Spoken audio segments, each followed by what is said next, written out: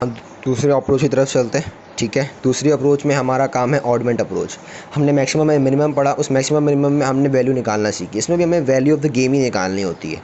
ठीक है, कोई खास नहीं होता। अच्छा, मैं उसी चीज़ को मतलब इस्तेमाल कर रहा हूँ, उसी मैट्रिक्स को इस्तेमाल कर रहा हूँ जो मिनिमम में इस्तेमाल करी थी, ताकि तुम लोगों को आंसर का पता चल जाए कि हम एक ही टेबल को, एक ही मैट्रिक्स को हम दो तरीके से कर सकते हैं। ऑडमेंट से भी कर सकते हैं, मैक्सिमम में मिनिमम से भी कर सकते हैं।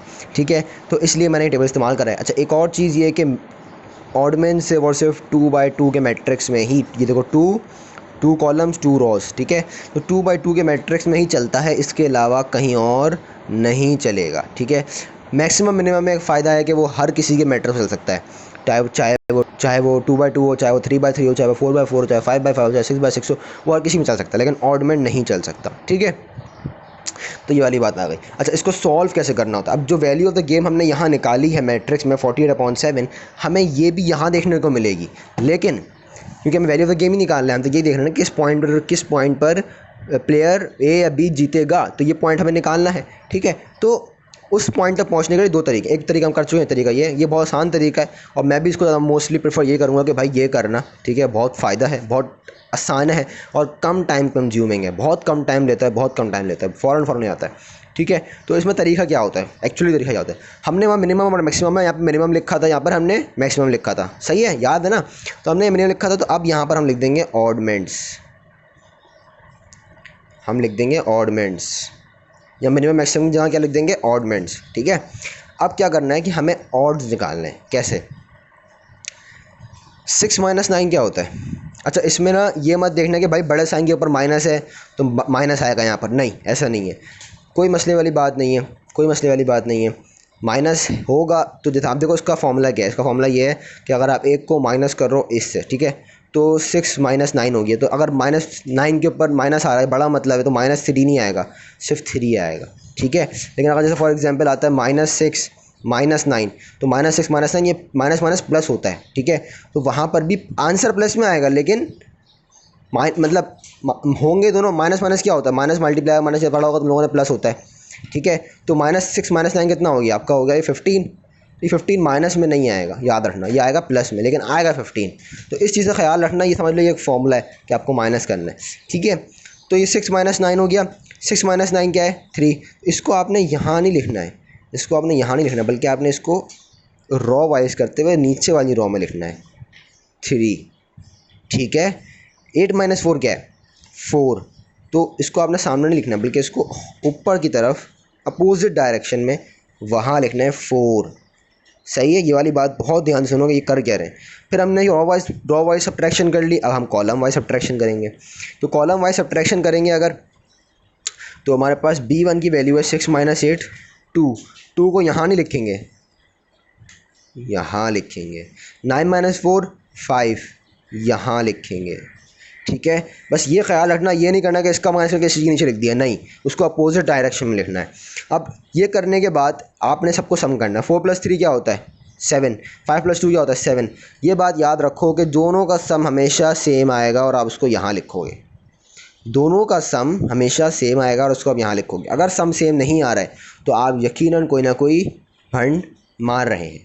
तो आपने भंड नहीं मारना है, आपने क्या कहते हैं, कोशिश यही करनी है कि सम इसका बराबर आएगा। जो गलतियाँ होती हैं ना, वो गलतियाँ ये होती हैं कि -6 - 9 होता है। फॉर एग्जांपल यहाँ माइनस लिखा हुआ है, ठीक है, और -6 अब बच्चे क्या करते हैं कि 6 - 9 कर देते हैं। नहीं, -6 - 9 करो। माइनस माइनस क्या होता है? प्लस होता है, 15 होता है। आंसर प्लस में आएगा, लेकिन माइनस साइन को काउंट करोगे आप, ये नहीं कि माइनस को नहीं करा। ठीक है, तो ये चीज़ का ख्याल रखना बस। उसके बाद ये वैल्यू आ गई, ये सेम हो गया। अब आपने क्या करना है, क्योंकि हमने वहाँ पर इक्वेशंस के ज़रिए निकाला था, अगर आपको याद हो तो हमने वहाँ पर इक्वेशंस पुट की थी, ठीक है ना, मिनिमम मैक्सिमम में। इसमें बगैर इक्वेशंस के हमने P1 P2 Q1 Q2 की वैल्यू निकाल लेंगे। कैसे? ये 7 सबका मीन है, ठीक है, मतलब सबका सेम आ रहा है, इसका भी सम सेम है। तो आप 7 को सम रख के डिनोमिनेटर रख दो। 4/7, 3/7, इसका 3/7, 4/7, इसका 5/7, और इसका 2/7। ठीक है, ये आपने 4 वैल्यू आ गई। अब अगर गौर करो तो Q1 है, Q1 की वैल्यू क्या आई है? 5/7। ये देखो Q2 है, तो Q2 की वैल्यू क्या आई? 2/7। ये P1 है, तो P1 की वैल्यू क्या आई? 4/7 और ये P2 है, उसकी वैल्यू है P2। अब अगर ज़रा गौर करो तो P1 P2 क्या है, 4/7। तो ये देखो ज़रा, P1 4/7 और 3/7। तो आप इस तरीके से भी कर सकते हो। देख Q1 की 5/7 और 2/7, 5/7 और 2/7। तो ये इक्वेशन के जरिए निकाला मैंने मैक्सिमम में, ऑडमेंट में हमने इतने से काम में हमने निकाल लिया। तो ना ज़्यादा टाइम कंज्यूम हुआ, ना कुछ हुआ, काम भी हो गया। अब आपने क्या करना है कि for value of the game, क्योंकि हमें एक्चुअली क्या निकालनी है, फॉर गेम की वैल्यू निकालनी है। तो उस वैल्यू ऑफ द गेम को निकालने के लिए सिंपल एंड सॉर्टेड फॉर्मूला किसी भी इक्वेशन में पुट कर दो। अब इक्वेशन बनाना मुश्किल है यार, हमने तो इक्वेशन बनाई नहीं थी, इसमें क्या करें। तो इक्वेशन वैसे सिंपल बनानी है, जैसे मैं फॉर एग्जांपल मैं A2 में पुट करता हूँ, ठीक है, A2 में पुट कर रहा हूँ। तो A2 की इक्वेशन मैंने ज़्यादा हॉरिजॉन्टली बनती है, बताया था मैंने। और इसके जो वेरिएबल्स होते हैं कहाँ से होते हैं, वर्टिकली होते हैं। तो A2 की मैंने इक्वेशन में पुट कर रहा हूँ मैं 8Q1 + 4Q2, ठीक है। Q2 लिख लूँ या मैं 1 - Q1 लिख लूँ, मर्ज़ी है, ठीक है। तो 8Q1 की वैल्यू क्या आई, 5/7 + 4 की वैल्यू क्या आई, 2/7, ठीक है। तो अब अगर तुम लोग भले इसको मल्टीप्लाई कर दो, 8 × 5 करके देखो अगर आप, तो आपका 8 × 5 आता है, क्या कहते हैं, 50 नहीं 40, ठीक है। 40/7 + 8/7, तो ये देखो 48/7।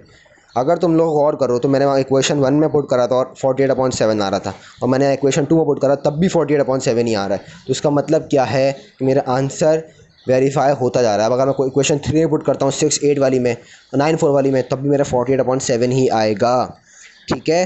तो ये चीज़ हमें प्रूव करती है कि ऑडमेंट अप्रोच देखो एक पेज में हो गया। और अगर मैं मिनिमम और मैक्सिमम की बात करूँ तो मैंने यहाँ से स्टार्ट किया, फिर ये किया, फिर ये किया, तो ये एक बहुत लंबी कहानी हो जाती है, ठीक है। ये तरीका आपके पास सिंपल एक तरीके पेज में आ गया। तो ये आपके पास होता है ऑडमेंट अप्रोच, ठीक है। इसको इस तरह निकालना है, सिंपल फॉर्मूला है, बस आपने इक्वेशन ये वेरिएबल्स की वैल्यू निकाली इस तरीके से, और फिर आपने किसी भी इक्वेशन में पुट कर दिया, आपके पास वैल्यू ऑफ द गेम आ जाएगी कि भाई हमारी वैल्यू ऑफ द गेम ये अगर कोई अगर टीम ये वैल्यू हासिल करती है तो वो जीत रही है, ठीक है। तो ये हमारे पास एक कॉन्सेप्ट आ गया ऑडमेंट अप्रोच। अब हम नेक्स्ट की तरफ चलते हैं, नेक्स्ट वीडियो में।